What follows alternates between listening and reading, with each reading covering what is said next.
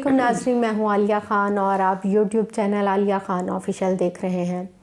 नाज़रीन, पाकिस्तान समेत दुनिया भर में और ख़ास तौर पे ख़वातीन का मसला जो है खूबसूरत जिल्द का है। और ख़ूबसूरत जिल्द जो है किसी भी इंसान के हुस्न की आईनादार होती है और हर इंसान, चाहे वो मर्द है चाहे वो औरत है, अच्छी और ख़ूबसूरत जिल्द का ख्वाहां होता है। उनकी ख्वाहिश होती है कि हम अच्छे दिखें, खूबसूरत दिखें। और उन लोगों की ख्वाहिश होती है कि आप अगर थोड़ी बहुत रंगत सांवली है या स्किन पे कोई मसले मसाइल हैं तो मुख्तलिफ़ ट्रीटमेंट करने लग जाते हैं, टोटकों पे अमल करते हैं।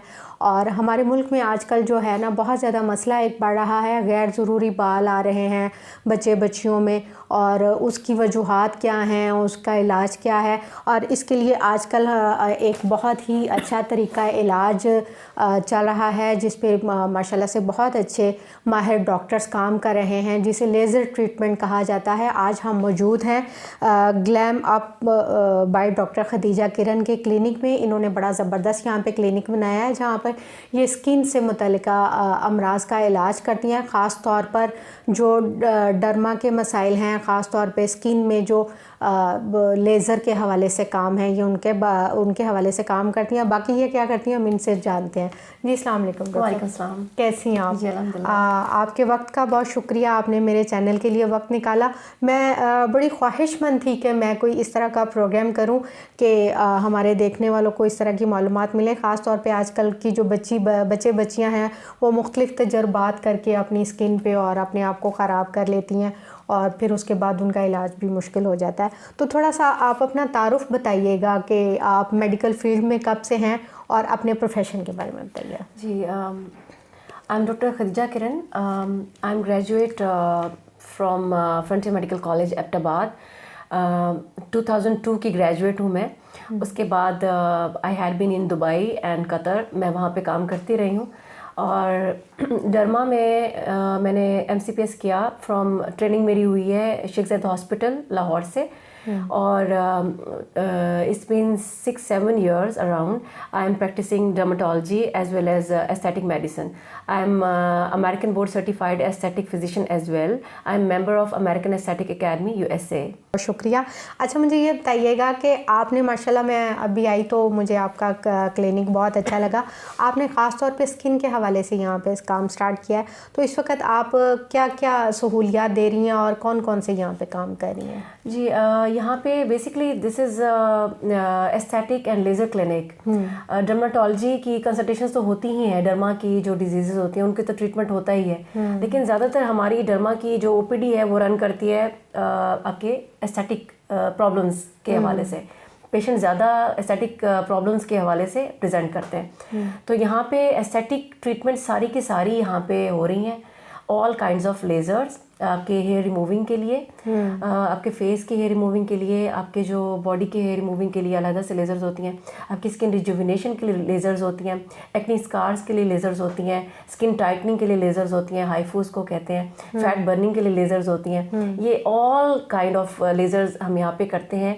स्किन रिजुविनेशन के लिए हाइड्रा फेशियल्स हैं, हर तरह की केमिकल पीलिंग हम यहाँ पे करते हैं। और इसके अलावा जो स्किन एजिंग के लिए जो आपकी स्किन लैक्स हो जाती है, जो रिंकल्स और फाइन लाइंस बन जाती हैं, उसके लिए बोटॉक्स, फिलर्स, इसके अलावा थ्रेड लिफ्ट, ये सारी चीज़ें हम यहाँ पे करते हैं। एंड हेयर रिस्टोरेशन के लिए भी यहाँ पे PRP हम करते हैं। हेयर ट्रांसप्लांट का भी हमारे पास यहाँ पे बहुत अच्छी टीम है और वो भी हम यहाँ पे परफॉर्म करते हैं ट्रांसप्लांट भी। अच्छा डॉक्टर साहिबा, जिस तरह से मैंने अभी बात करते हुए कहा कि आजकल हमारी बच्चियों में ये बहुत ज़्यादा मसला बन गया कि गैर ज़रूरी बाल बहुत ज़्यादा, अभी उनकी इतनी एज भी नहीं होती, चेहरे पे बाल आ जाते हैं और बहुत सारी जगहों पे बाल आ जाते हैं कि या कुछ वो मुख्तलिफ वैक्सेस करके तो वो इस तरह से उनका इजाफा हो जाता है। तो आप उसका ट्रीटमेंट किस तरह से कर रही हैं और क्या ये कितने % इफ़ेक्टिव है कि ये बाल ख़त्म हो जाते हैं? जी, अगर सबसे पहले हम जो फाजिल बाल हैं फेस पे उसके बारे में, अगर उसके कॉजेज़ के बारे में देखें तो उसमें सबसे पहले तो आता है PCOS, पॉलीसिस्टिक ओवेरियन सिंड्रोम या पॉलीसिस्टिक ओवेरियन डिजीज़।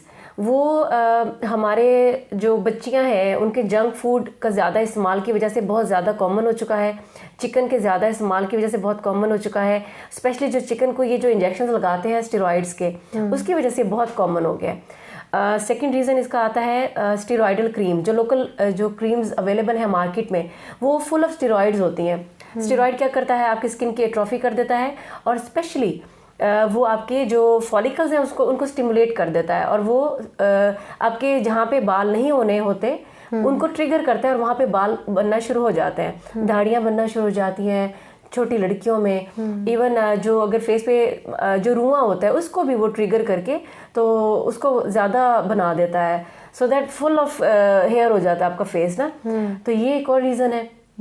इसके अलावा जब वो नॉर्मल बाल होता है, विलस हेयर होता है, उसको छेड़ देते हैं थ्रेडिंग करके, वैक्सिंग करके, तो वो भी स्टिमुलेट हो जाता है हेयर फॉलिकल, तो उसकी वजह से जो है ना हेयर ग्रोथ बहुत ज़्यादा हो जाती है। तो ये तो होगी उसकी कॉजेज़। ट्रीटमेंट में सबसे ज़्यादा जो एक बार आपका चेहरे पे बाल आ गया तो उसके बाद लेज़र के अलावा आपके पास कोई ऑप्शन बचती नहीं है। आप थ्रेडिंग करवा सकते हैं, वैक्सिंग करवा सकते हैं, लेकिन उसके नुकसान इतने ज़्यादा हैं। थ्रेडिंग आपको एवरी 3 to 4 days आपको दोबारा थ्रेड लगाना पड़ता है, उसमें पिगमेंटेशन के चांसेस बहुत ज़्यादा होते हैं। वैक्सिंग सेकंड ऑप्शन जो है उसमें ये होता है कि कभी बर्न भी हो जाती है स्किन आपकी, और स्पेशली जब आप स्किन को खींचते हैं तो उससे ये होता है कि आपकी स्किन लटकना शुरू हो जाती है विद एज।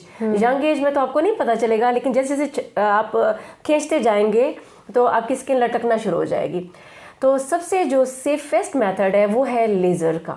लेकिन लेज़र में you have to be very careful कि आपकी स्किन टाइप कौन सी है। हम एशियंस हैं, हमारे स्किन टाइप 3 और 4 में हम आते हैं। तो उसके लिए जो सबसे अच्छी लेज़र है वो Nd:YAG लेज़र है।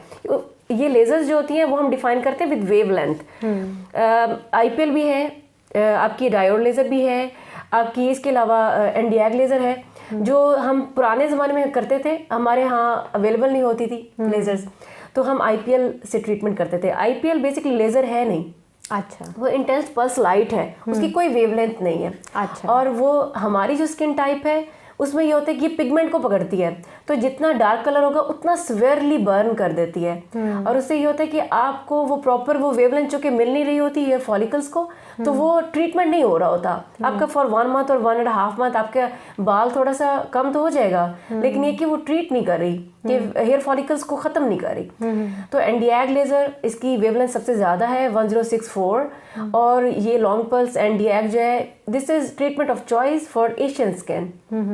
तो हमारी चूँकि थोड़ी डार्क स्किन में आते हैं हम, तो उसमें सबसे ज़्यादा ये हमारा इलाज जो होता है इसी से होता है। 6 सेशंस और मे बी मैक्सिमम 8 सेशंस, वो भी आपका जैसे जैसे गैप बढ़ता जाता है। आपने एक दफ़ा सेशन लिया, उसके बाद 40 days में मे बी आफ्टर 2 months आपके बाल आए, then you will come for another session. इस तरह सेशंस के साथ साथ आप खुद देखेंगे कि आपकी हेयर रिडक्शन स्टार्ट हो जाती है, बहुत कम बाल आना शुरू हो जाते हैं। और इसके अलावा जो एक मोटा बाल था आपका वो बिल्कुल बारीक रुआं बन जाता है। फिर एक टाइम आता है कि आपको once a year आपको ट्रीटमेंट लेना पड़ता है, and I think this is very convenient. आप साल में एक बार तो ले ही सकते हैं, तो कॉस्ट इफेक्टिव भी है। और आपकी सबसे जो प्यारी बात है ना लेज़र्स की, वो ये है कि जब आप लेज़र्स लेते हैं आपकी स्किन बहुत स्मूथ होना शुरू हो जाती है। सही। तो appropriate laser is very important. Appropriate laser आप लेंगे, आप डर्मेटोलॉजिस्ट से ही ट्रीटमेंट करवाएंगे, नॉट फ्रॉम टेक्नीशियंस।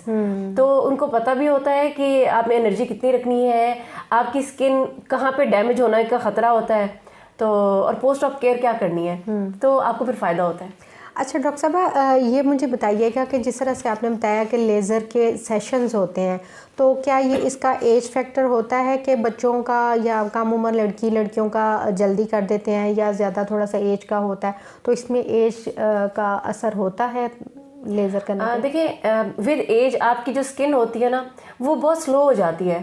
तो लेज़र्स अगर आप बड़ी एज में कराते हैं तो आपको तो वंडरफुल रिजल्ट्स मिलते हैं। अच्छा, यानी कि ज़्यादा एजड हों तो उनका तो बहुत अच्छा इफेक्ट आ जाता है ना, मतलब मैंने कई दफ़ा देखा है कि उनको तो ख़त्म भी हो जाते हैं बाल। अच्छा। हाँ, यंग एज में तो आपकी स्किन बार बार आ रही होती है, आपका एक प्रॉपर साइकिल आपका चल रहा होता है स्किन का, तो उसमें आपको ज़्यादा शॉट्स भी देने पड़ते हैं और उसमें आपका मेहनत भी ज़्यादा करनी पड़ती है। तो लेकिन होता ये है कि 6 to 8 sessions are more than enough. अच्छा अगर आपकी अच्छा डॉक्टर साहब, जिस तरह से आपने बताया कि लेज़र एक बहुत अच्छा ज़रिया इलाज है ख़ास तौर पे गैर ज़रूरी बालों के लिए, तो क्या आप सिर्फ लेज़र से ट्रीटमेंट करती हैं या कोई मेडिसिन भी खाने के लिए दी जाती हैं इसके साथ साथ? नहीं, देखिए, अगर तो PCOS, ये डिपेंड करता है कि कॉज ऑफ हेयर क्या है।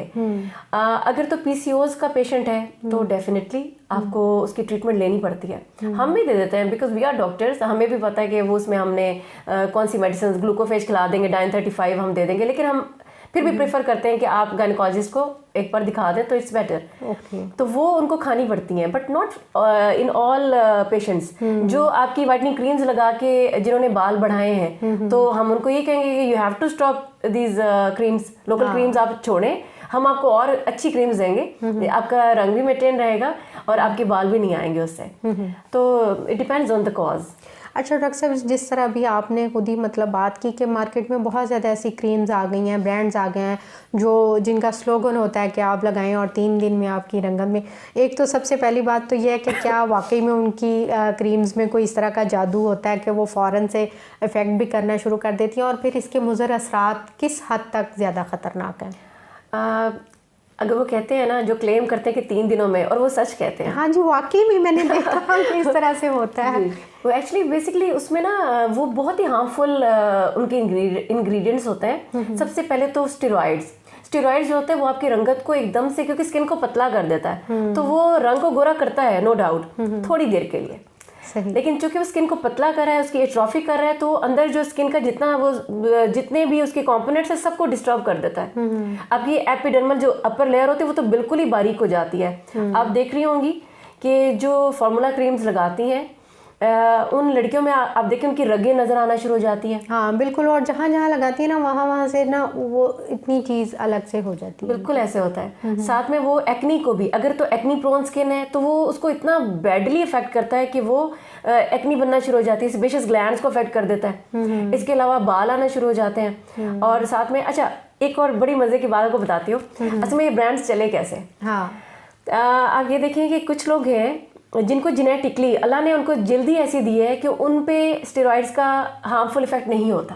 सही, ये खुदा ने ऐसा बनाया उनको, ठीक है, और वो लोग हैं। हाँ। उनकी वजह से ब्रांड चल रहे हैं। अब हमारे पास कई पेशेंट्स आते हैं, वो आके कहते हैं हमारी फलां कजन ने ये क्रीम्स लगाई, उनको तो कुछ नहीं हुआ, एंड दैट्स ट्रू। हर किसी का डिफरेंट। उनको अल्लाह ताला ने जीन्स उनके ऐसे बनाए कि इनकी स्किन को ये चीज़ें बैडली अफेक्ट नहीं करेंगी।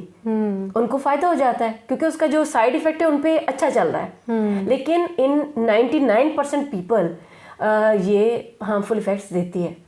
अगर उसी टाइम नहीं देगी तो कुछ अरसे के बाद ज़रूर देगी। अच्छा डॉक्टर साहब, जिस तरह से अभी हमने गैर ज़रूरी बालों का बात की, इसी तरह से आजकल जो है झुर्रियाँ पड़ना बहुत ज़्यादा मसला बनता जा रहा है, चाहे वो इतनी एज नहीं भी है बच्चियों की, और डार्क सर्कल्स बन जाते हैं, झुर्रियाँ पड़ जाती हैं। एक तो इसकी वजूहात क्या हैं, और दूसरा लेज़र में इसका इलाज कितना बेहतर है इसमें से? अच्छा, जो ये दोनों झुर्रियाँ पड़ना, प्रीमैच्योर एजिंग जिसको बोलते हैं, या डार्क सर्कल्स, इसका तो एक ही जवाब है, लाइफस्टाइल। हमारा लाइफस्टाइल, एक तो हम स्ट्रेसफुल लाइफ बहुत ज़्यादा गुजार रहे हैं, कंटेंटमेंट ऑलमोस्ट ख़त्म हो चुकी है। एक भाग दौड़ लगी हुई है, उसके पास ये चीज़ें हैं तो मेरे पास भी आ जाएं, यू नो वो इतना ब्यूटीफुल है तो मैं भी हो जाऊं। सही। तो हमें खुदा ने जो अता किया उस पर हम अनफॉर्चुनेटली इस टाइम वो दौर चल रहा है कि कोई बंदा भी सेटिस्फाइड नहीं है अपनी ज़िंदगी के साथ। सही। ठीक है, हमें जो भी मिला हुआ है हम उसके साथ खुश नहीं है। तो ये स्ट्रेस एक साथ साथ चल रहा है। साथ में आपकी लाइफस्टाइल जो है वो सारा टाइम स्क्रीन पे गुजारना, स्क्रीन के बगैर आप देखें, हम लोग खुद भी एट टाइम्स ये होता है कि अगर पेशेंट्स नहीं, हम फ्री हैं, संडेज को देख लें, मैं उठूंगी सुबह and I am taking my mobile, और उसके बाद मुझे 1 घंटा लग जाते हैं ऑन द बेड कि मैं वो बस वो देख रही होती हूँ, और क्या देख रही होती हूँ ये भी नहीं पता। तो ये सारा कुछ, और साथ में डाइट। हाँ। हमारी जो पॉल्यूशन बहुत ज़्यादा है, हम जो खा पी रहे हैं हमें नहीं पता कि क्या खा रहे हैं, हमारा दूध प्योर नहीं है, हमारी वेजिटेबल्स प्योर नहीं है, पानी क्या पी रहे हैं हमें ये भी नहीं पता। हाँ, तो ये डाइट का भी इसमें बहुत। अच्छा डॉक्टर साहब, मैंने जितने लोगों को देखा है वो उनको ख़ासतौर पे स्किन स्पेशलिस्ट को, उनको मैंने यही देखा कि अगर आपकी रंगत अच्छी नहीं है या कुछ है तो वो कहते हैं पानी बहुत पिए। तो स्किन का पानी के साथ कितना ताल्लुक है? बहुत ज़्यादा ताल्लुक है। हाइड्रेट रखना, आप जितना ज़्यादा हाइड्रेशन पे फोकस करेंगी आपके सारे ऑर्गन्स हेल्दी हेल्दी रहेंगे। पानी तो आपको पता है कि हमारा एक लाजमी जुज़ है ना, कितना पानी पीना चाहिए दिन में? पानी आपको बस पीते रहना चाहिए। लेकिन मगरिब के टाइम तक। अच्छा। आप मगरिब के बाद अगर आप पानी पीते तो यूजलेस है। अच्छा। आप दिन के टाइम सारा पानी पिए, जितना पानी आप पी सकते हैं वो आप दिन के टाइम आप पानी पिए।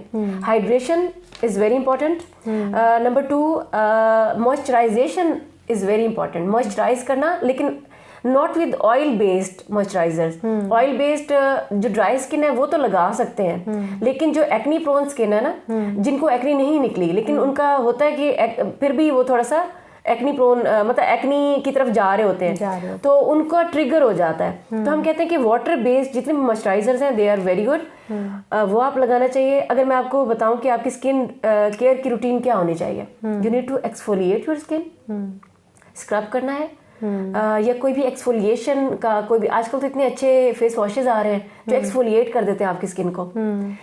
एक्सफोलिएट करें, मॉइस्चराइज करें, और then third thing is use sunblock. Sunblock is very important. हमारा जो आजकल हमारे तो बल्कि पाकिस्तान में देखें सूरज तो हमारे सर पे खड़ा होता है, ऐसे ही हमारे खाने देखें, हम जो खाने पकाते हैं, खाने पकाना हम तो भून भून के खाने बनाते हैं, स्टीम इतनी ज़्यादा फेस पे लेते हैं, तो वो हीट प्लस जो सन रेज हैं वो हमारी स्किन को बहुत बैडली इफेक्ट करती हैं। हम एक तरफ से हम एक्सफोलिएट कर रहे हैं, मॉइस्चराइज कर रहे हैं, नाइट क्रीम्स लगा रहे हैं, और दूसरी तरफ से हम सन एक्सपोयर इतना ज़्यादा हो रहा है उसका हम ख्याल नहीं कर रहे। तो ये 3 चीज़ें हैं, they are very important. 4 things, number 1 hydrate, number 2 moisturize, exfoliate, and then use sunblock. ये आपकी टोटल स्किन केयर है। आप ये करते रहेंगे तो आप बहुत लंबे टाइम तक इंशाल्लाह आपकी स्किन यंग रहेगी।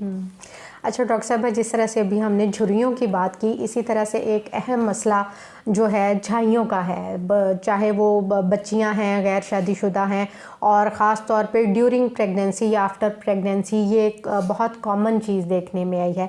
एक तो इसकी वजूहात क्या हैं, दूसरा इसका लेज़र में और आप इसका ट्रीटमेंट किस तरह से करी हैं कि जो छाइयाँ बन जाती हैं उसके हवाले से। देखिए छाइयाँ, मैं कहती हूँ कि हम डर्मेटोलॉजिस्ट की बैड लक है क्योंकि this is very very difficult to treat. जी, ये बनना तो बहुत आसान है लेकिन इसको ट्रीटमेंट इसका बहुत मुश्किल है। अच्छा। 2 तरह की छाइयाँ होती हैं, एक होता है सुपरफिशियल छाई, एक होता है डीप छाई।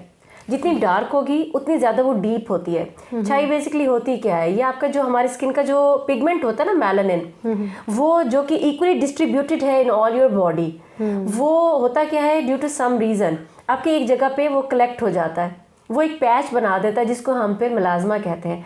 यही मेलाज़मा जब प्रेगनेंसी में होता है ड्यू टू हार्मोन्स, उसको हम कोलाज़मा भी बोलते हैं। अच्छा। जो प्रेगनेंसी इंड्यूस्ड कोलाज़मा है वो इजीली ट्रीट हो जाता है। वो इस तरह से ट्रीट होता है क्योंकि वो हार्मोन्स की वजह से होता है। वंस आपकी डिलीवरी हो गई उसके बाद आपने, अगर आपके अंदर न्यूट्रिशनल डेफिशिएंसीज नहीं है, आपने आयरन पूरा ले लिया, आपने विटामिन सी पूरा ले लिया, तो उसके बाद जो है वो आपका विद टाइम वो फेड खुद ही हो जाएंगी। लेकिन जो बाकी मेलाज़मा के जो दूसरी रीजंस हैं जो कि वाइटनिंग क्रीम्स के थ्रू या फिर आपकी किसी और लॉन्ग स्टैंडिंग बीमारी की वजह से हो गए, तो उसको ट्रीट करने के लिए हमें कोई ना कोई ट्रीटमेंट करनी पड़ती है, जिसमें मैं जो करती हूँ पीलिंग्स करती हूँ, मैं मीज़ोथेरेपी, और इसके अलावा पिको लेज़र है, पिको लेज़र, लेकिन वो भी टू सम एक्सटेंट उसके रिजल्ट्स होते हैं, दैट इज़ एक्सपेंसिव। तो लेज़र्स पे मैं हमेशा बहुत एंड में जाती हूँ। अच्छा, यानी आप पहले कोशिश करती हैं कि लोगों को पैसे कम लगे। हाँ, पैसे कम लगे तो पीलिंग्स अच्छा है। मीज़ोथेरेपी में ये होता है कि वाइटनिंग एजेंट्स हम स्पेसिफिक एरिया पे हम लगा देते हैं, इंजेक्ट कर देते हैं। अच्छा। तो जहाँ पे पैच बना होता है तो वो खुद ही फेड होना शुरू हो जाता है। तो अगर तो आप लकी हैं, आपका एपिडर्मल मेलाज़मा है जो कि सुपरफिशियल है, तो 100% ट्रीट हो जाएगा। लेकिन अगर डर्मल है तो इट विल टेक टाइम, और हो सकता है रिकरेंस भी हो जाए उसकी। अच्छा डॉक्टर साहबा, खैर मुझे ये तो शोबा ही ऐसा है स्किन का, इसके ऊपर सवाल ख़त्म ही नहीं होने। जिस तरह से मैंने आपको बताया कि ये बच्चियों में जो है ना पिंपल्स का बहुत ज़्यादा मसला आ जाता है। एक तो हमारी पोल्यूशन इस तरह का बहुत ज़्यादा है, और ख़ास तौर पे कॉलेज गोइंग बच्चियाँ और जो ऑफिस में जाती हैं उनको जो है इस तरह के जो मसले हैं, इसकी वजूहात क्या हैं और इसका जो है इलाज उसका क्या है? क्योंकि जब पिंपल्स पड़ते हैं फिर उसके बाद जो निशानात आ जाते हैं फिर वो भी तो बुरे होते हैं, उसका भी तो इलाज चाहिए। जी अच्छा, एक्नी जेनेटिकली डिफाइंड होती है। सबसे पहले तो अल्लाह ने हर किसी को अपनी जिल्द की टाइप दी है। अच्छा। कुछ लोग होते हैं जिनकी जिल्द में जो सिबेशियस ग्लैंड्स होते हैं ना, जो ऑयल प्रोड्यूसिंग ग्लैंड्स होते हैं, वो वैसे ही हाइपर एक्टिव होते हैं। तो उसकी वजह से उनकी एक्नी बनती रहती है। टीन एज बहुत बड़ा फैक्टर है। जब आप जवान होने लगते हैं, प्यूबर्टी की एज में आप आते हैं, तो तब भी आपके ये ग्लैंड्स बहुत एक्टिव हो जाते हैं। उसकी वजह से भी आपके एक्नी बनना शुरू हो जाती है। और दूसरा ये है कि जो एक्नी प्रोन स्किन होती है, वो अगर अपनी प्रॉपर क्लेंजिंग ना करें तो होता क्या है कि जो पोर्स ओपन होते हैं, वो आपका जो ग्लैंड होता है ना, सिबेशियस ग्लैंड, वो डायरेक्टली कनेक्टेड होता है टू योर फॉलिकल, जो पोर होता है उसके साथ। होता ये है कि ऑयल की प्रोडक्शन बहुत ज़्यादा हो गई, आपने प्रॉपर क्लेंजिंग नहीं की, तो होता ये है कि पोर क्लॉग हो जाता है ऑयल के साथ। और साथ में आपकी आउटडोर एक्टिविटी ज़्यादा है, वो डर्ट भी मिल गई, आपका ऑयल भी मिल गया, पोर क्लॉग हो गया, वाइट हेड बन गया, आपने उसको छेड़ा, वो फिर पूरा फुल ब्लोन एक्नी बन गई, पिंपल बन गया। इस तरीके से एक्नी बनती जाती है और बढ़ती जाती है। और जो हमारी स्किन के अंदर जो बैक्टीरिया होता है, जब इस तरीके से एक्नी बनती रहती है तो वो वहाँ पे घर बना लेता है। तो उसको भी ट्रीट करने के लिए हमें मेडिकेशंस देनी पड़ती हैं। उससे फिर ये होता है कि हमारा जो तरीका इलाज होता है, उसमें सबसे पहले हम एंटीबायोटिक्स खिलाते हैं। शॉर्ट टर्म उसके कोर्सेज होते हैं। एजिथ्रोमाइसिन हम देते हैं ऑल्टरनेट डे पे, या फिर हम डॉक्सीसाइक्लिन हम देते हैं। वो 100 mg की टैबलेट होती है, एक सुबह एक शाम खानी होती है। 2 वीक्स के लिए हम खिलाते हैं या फिर 1 मंथ के लिए हम खिलाते हैं। उसके साथ हम टॉपिकल ट्रीटमेंट देते हैं। क्लिंडामाइसिन वो हमें देनी पड़ती है, बेंजाइल पेरोक्साइड हमें देना पड़ता है। इसके अलावा जो उसके निशान होते हैं उसके लिए हम एडाप्लिन के साथ ट्रीट करते हैं। साथ ही साथ मैं जब ट्रीटमेंट स्टार्ट करती हूँ पेशेंट का, तो ओरल और टॉपिकल मेडिसिन के साथ साथ मैं पीलिंग स्टार्ट कर देती हूँ। सैलिसाइलिक एसिड पील जो है वो मेरी बहुत फेवरेट है। वो ये करती है कि आपकी स्पेशियस ग्लैंड्स को जाके ड्राई करना शुरू कर देती है, डीप डाउन जाती है और वो उसको ड्राई करना शुरू कर देती है। और साथ ही साथ वो पील ऑफ करती है, तो जो सुपरफिशियल स्किन है, जो कि आपके एक्नी के जो दाग होते हैं वो बेसिकली सुपरफिशियल होते हैं, वो उसको पील ऑफ करती जाती है एंड विद टाइम वो बिल्कुल फेड हो जाते हैं एंड योर स्किन जो है वो बिल्कुल स्पॉटलेस हो जाती है और उसके निशान भी नहीं रहते और स्किन बहुत इवनली उसका इवन टोन उसकी हो जाती है और वो बहुत ग्लो भी करना शुरू हो जाती है। अच्छा डॉक्टर साहब, मुख्तलिफ मेडिकल स्टोर्स पे बग़ैर किसी प्रिस्क्रिप्शन के कैप्सूल्स मिल रहे हैं आजकल के, ये जो है विटामिन ई का कैप्सूल है या कोई और, वो स्किन पे लगाने के लिए भी यूज़ हो रहे हैं और बालों पे लगाने के लिए भी यूज़ हो रहे हैं, तो क्या वो ठीक हैं और या उनके साइड इफ़ेक्ट्स होते हैं? देखिए बात फिर वही आ जाती है कि ये चीज़ें अच्छी तो हैं, विटामिन ई तो हम लोग भी यूज़ करते हैं, but it's not for all patients. तो जो पेशेंट की सिलेक्शन होती है वो अब जाहिर सी बात है फार्मेसी वाला तो नहीं वो कर सकता ना। बस कुछ लोगों को रिजल्ट्स आ गए, then they start buying the product. तो ये पेशेंट्स को खुद देखना चाहिए कि आप एक बार किसी डर्मेटोलॉजिस्ट को एक दफ़ा अपनी स्किन दिखा तो देना, उसके बाद दे विल टेल यू कि आपकी स्किन के लिए कौन कौन सी चीज़ें अच्छी हैं। सही। अच्छा डॉक्टर साहब, मैंने देखा कि कई लोगों को शिकायत होती है कि उनके ना चेहरे पे ब्राउन से धब्बे, उसको आप पता नहीं आप तिल कहना चाहिए नहीं कहना चाहिए, वो पड़ना शुरू हो जाते हैं, तो वो क्या बीमारी है और उसके क्या असरात होते हैं? उसका इलाज लेज़र में है? देखिए इसको हम फ्रैकल्स बोलते हैं। अच्छा, फ्रैकलिंग ऑफ द स्किन हम इसको कहते हैं। ये ज़्यादातर गोरे रंग पे होता है। अच्छा। क्योंकि फेयर कॉम्प्लेक्शन होगा ज़्यादातर अगर यंग लोगों में है तो उसमें सन एक्सपोयर की वजह से सन रेज जब गोरे रंग पे पड़ती हैं तो वो क्या करती हैं, आपका जो मेलानिन जो पिगमेंट है वो आपको सूरज की छांव से बचाता है। तो जहाँ पे ज़्यादा सन रेज पड़ रही हैं वहाँ पे वो मेलानिन इकट्ठा हो जाएगा। ठीक है, ये अल्लाह की तरफ से हिफाजत है, क्योंकि गोरे रंग पे अगर आपकी सूरज की छाएं आती हैं तो वो कैंसर भी बना सकती हैं। अच्छा। जितना गोरा रंग होगा। तो हमारे यहाँ जो मेलानिन होता है जो हमारी बॉडी के अंदर वो वहाँ पे इकट्ठा हो जाता है तो तिल बनना शुरू हो जाते हैं, उसको हम फ्रैकल्स कहते हैं। अच्छा। तो उसके लिए सबसे पहले जो हम डर्मा की ओपीडी में हम करते हैं वो इलेक्ट्रोकॉटरी है। कॉटरी से हम उसको बहुत लो फ्रिक्वेंसी पे हम उसको बर्न करते हैं, वो शेड ऑफ हो जाता है और साथ में हम फिर उसके सन ब्लॉक हम यूज़ करवाने शुरू कर देते हैं। तो with use of sunblock वो वैसे ही ठीक होना शुरू हो जाता है।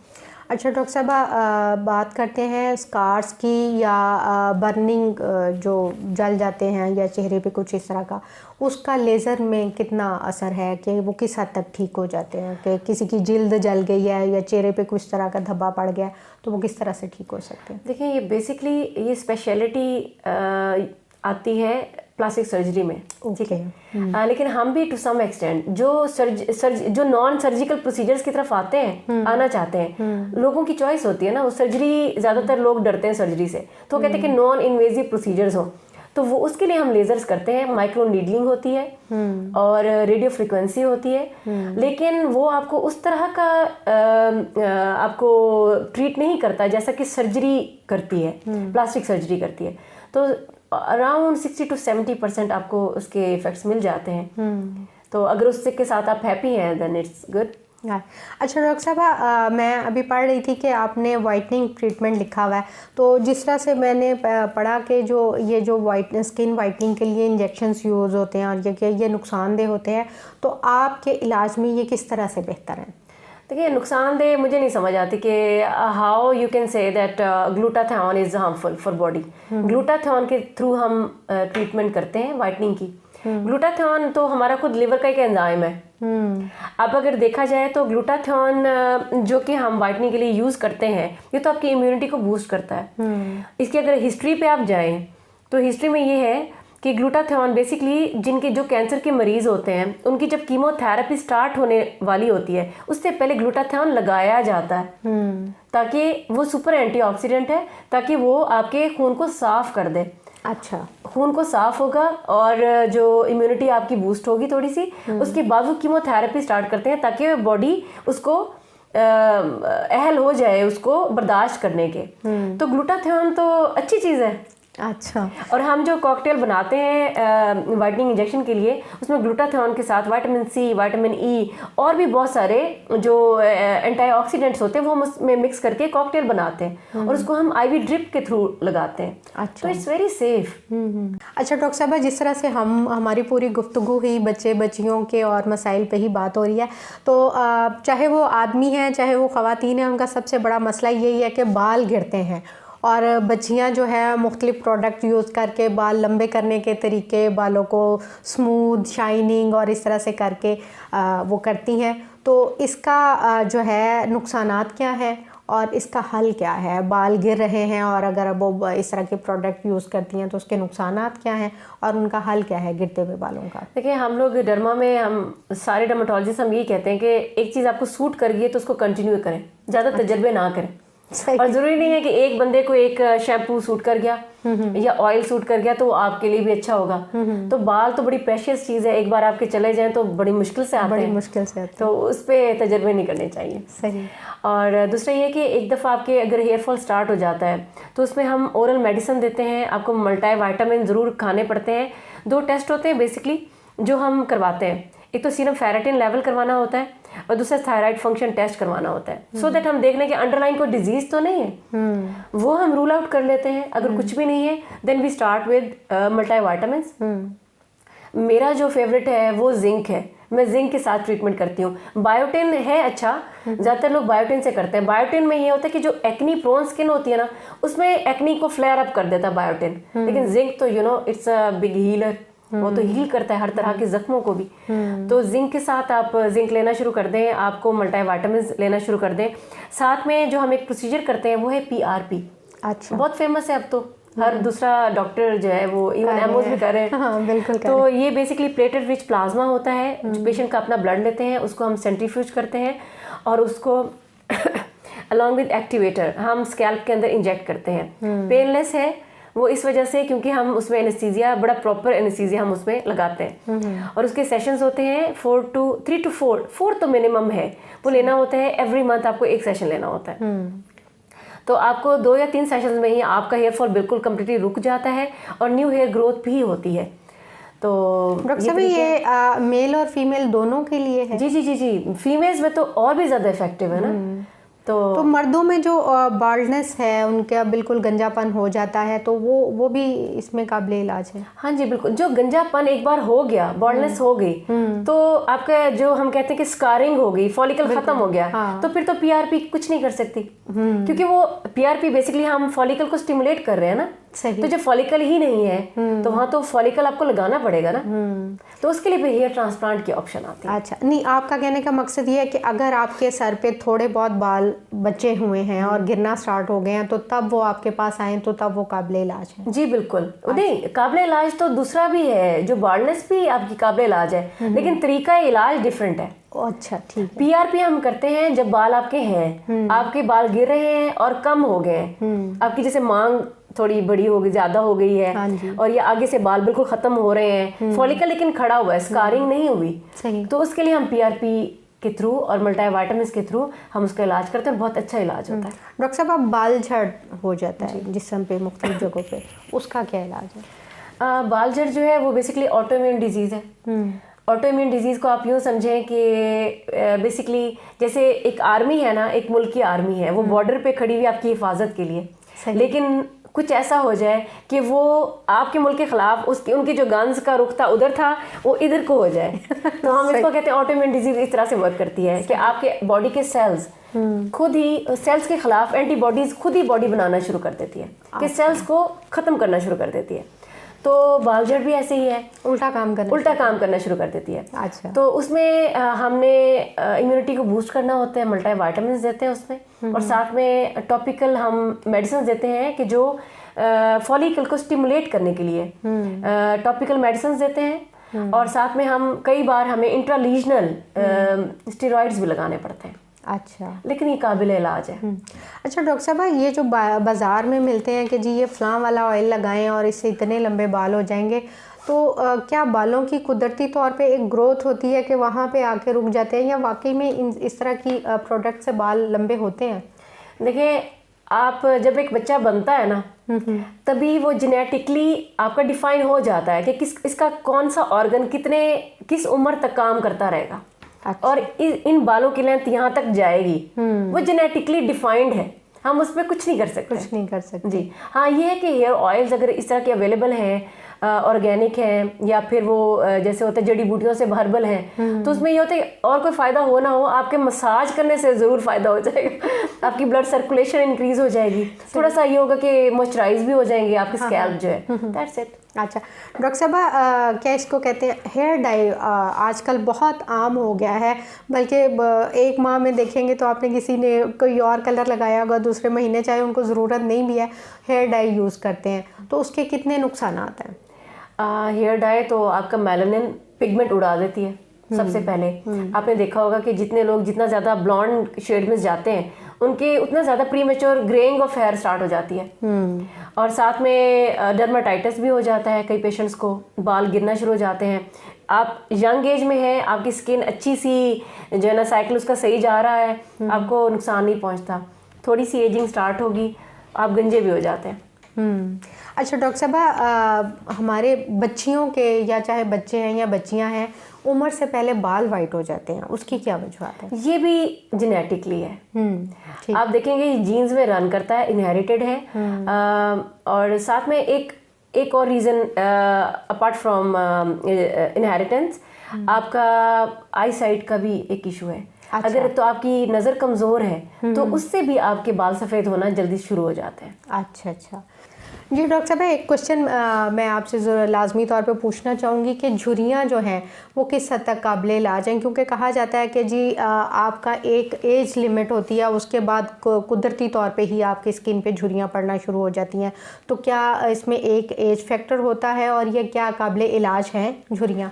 जी, ये जो झुर्रियाँ होती हैं ना, ये एज के साथ रिलेटेड है, और साथ में आपकी लाइफस्टाइल, और साथ में जो है आपके जो जितना ज़्यादा आप फेशियल एक्सप्रेशंस देते हैं, उतने ज़्यादा लाइंस बनते अल्टीमेटली वो झुर्रियाँ बन जाती हैं। तो उसमें एक बार आपकी झुर्रियाँ बन गई तो फिर हम उसका इलाज बोटॉक्स के थ्रू करते हैं। अच्छा, बोटॉक्स बेसिकली है क्या, किस तरह से इलाज करते हैं? देखिए, बोटॉक्स जो है वो एक टॉक्सिन है। वो क्या करता है कि जो आपका हाइपर एक्टिव मसल है, जो बहुत हाइपर एक्टिव हो गया है और वो उसने वहाँ पे झुर्रियाँ बना दी हैं, तो उसको हमने रिलैक्स करना होता है। तो वो हम बोटॉक्स का इंजेक्शन वहाँ पे स्पेसिफिक पॉइंट्स पर डालते हैं, तो उससे आपका एटलीस्ट 6 to 8 मंथ्स तक आपकी ये झुर्रियाँ ख़त्म हो जाती हैं और and you look quite younger. और लेकिन ये है कि है टेम्परेरीली आपका इलाज। अच्छा। एक बार झुर्रियाँ पड़ गई तो आपको बस ये बार बार करवाते रहना होता है। ठीक है जी नाज़रीन, जिस तरह से अभी आपने डॉक्टर खदीजा की गुफ्तगू सुनी, वो किस तरह से हेयर लेज़र पे काम कर रही हैं, स्किन पे काम कर रही हैं, झुर्रियों के हवाले से काम कर रही हैं, तो इन्होंने बड़ा ज़बरदस्त क्लिनिक बनाया और यहाँ पे बड़ा अच्छा इलाज कर रही हैं। तो मैं डॉक्टर साहबा को कहूँगी, डॉक्टर साहबा हमें अपने क्लिनिक का विज़िट कराएँ। जी डॉक्टर साहबा, आप हमें अपने क्लिनिक का विज़िट कराएंगे? जी ज़रूर, चलें। जी चलते हैं, डॉक्टर साहब का क्लिनिक देखते हैं। डिपार्टमेंट है जी, ये हमारा हमने मिनी ओटी बनाया हुआ है। यहाँ पे हम बाकी प्रोसीजर्स करते हैं। PRP हेयर ट्रांसप्लांट भी इसी रूम में होता है। अच्छा जी।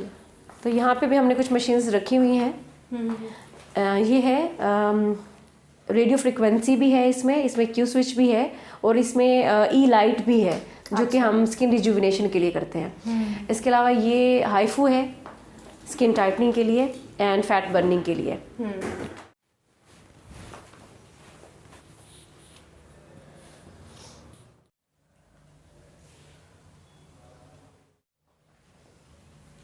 अच्छा डॉक्टर साहब, ये हेयर ट्रांसप्लांट हो रहा है? हाँ जी, हाँ जी। ठीक है। और यहाँ पे ये डर्मा रोलर हो रहा है। ये डर्मा रोलर हो रहा है। अच्छा डॉक्टर साहब, ये जो हेयर ट्रांसप्लांट होता है, जी जी। ये पेनफुल है? नहीं नहीं, इसमें तो हम बल्कि बड़ा थॉरो इसमें एनेस्थीसिया लगाते हैं ना। अच्छा। तो पेशेंट बहुत ही कंफर्टेबल होता है, उसको पता भी नहीं चलता। सही। क्या है? जी, ये हाइड्रा फेशियल मशीन है। ये इसे हम हाइड्रा फेशियल करते हैं। अच्छा। आपकी देख सकती हैं 3 इसके ये बॉक्सेस हैं, इसमें सीरम डाला होता है। तो इससे हम माइक्रोडर्म एब्रेजन होती है अलॉन्ग विद सीरम्स, और इसके अलावा ये सारे उसके प्रोब्स हैं। इन द एंड हम LED लाइट भी यूज़ करते हैं, लेकिन नॉट इन ऑल पेशेंट्स। ये जो एक्नी वाले पेशेंट्स होते हैं, हम उसमें ये LED लाइट यूज़ करते हैं। अच्छा, लेज़र हर तरह के लोगों के लिए अलग अलग से? हाँ जी, हाँ जी। यही तो सारे एक्सपीरियंस यही तो होता है कि आप कौन से पेशेंट के लिए कौन सी चीज़ सही है। अच्छा ठीक है। ये लेज़र है anti age laser for hair removing. अच्छा जी। और इसके और भी काफ़ी फंक्शंस हैं। हम ये वेस्कुलर ट्रीटमेंट भी करते हैं, जिनकी जो टेलेंजेक्टेजियाज होते हैं, जो रगें नज़र आती हैं, उसको भी हम इसी लेज़र से ट्रीट करते हैं। अच्छा अच्छा। तो डॉक्टर साहब, इसके कितने सेशन लेने पड़ते हैं जब करते हैं तो? ये हेयर रिमूविंग के लिए जी, ये इसके 6 to 8 सेशंस होते हैं।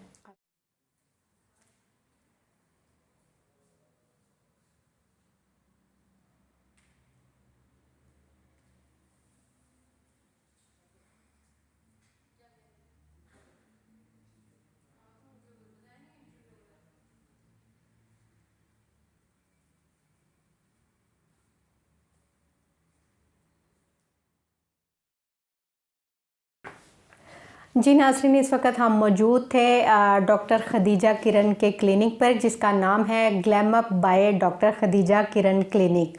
तो इन्होंने हमें बड़ी स्किन के हवाले से, बाल गिरने के हवाले से, लेज़र ट्रीटमेंट के हवाले से बड़ी मुफीद मालूमात दी।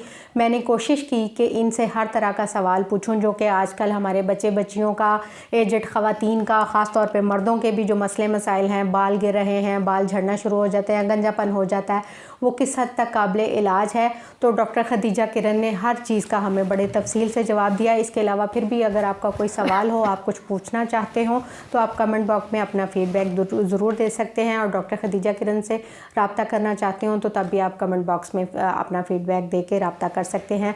नाज़रीन, अगर आपको मेरी वीडियो पसंद आई हो तो इसे लाइक कीजिएगा। आलिया खान ऑफिशियल को अगर अभी तक आपने सब्सक्राइब नहीं किया तो सब्सक्राइब कीजिएगा और मेरी वीडियो को आगे शेयर कीजिएगा। इसके साथ ही इजाज़त दीजिए। अल्लाह हाफ़िज़।